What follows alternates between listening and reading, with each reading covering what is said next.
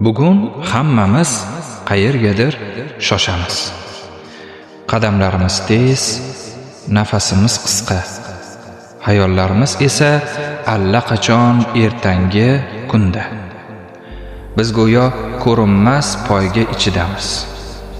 Kimdandir o'zib ketish, nimagadir ulgurib qolish ilinji bizni tinimsiz oldinga undaydi. Lekin hech o'ylab ko'rganmisan? Biz aslida qayerga qarab yuguryapmiz? Texnologiya bizni yaqinlashtirdi deymiz. Ammo nega o'zimizdan bu qadar uzoqlashdik? Cho'ntagingdagi telefon har daqiqada dunyoning narigi chekkasidagi yangilikni aytib turadi. Ammo yuragingning tubidagi sadochi? Uni oxirgi marta qachon eshitding? Biz shovqinni yaxshi ko'rib qoldik. Chunki sukunat qo'rqinchli.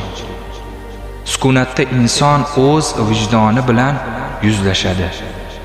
Sukunatda savollar tug'iladi. Men kimman? Bu dunyoga nima uchun keldim? Umr bu shunchaki taqvimdagi raqamlar emas, do'stim.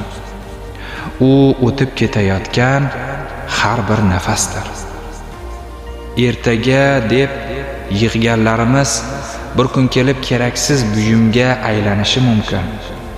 Mansab, boylik, mashhurlik bularning barchasi biz o'zimiz yaratgan vaqtinchalik o'yinchoqlar.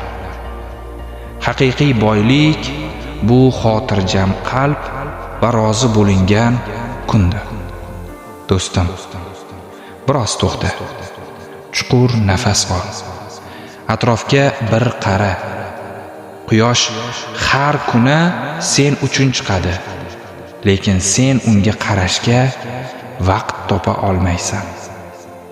Hayot poyga emas, u sayohat.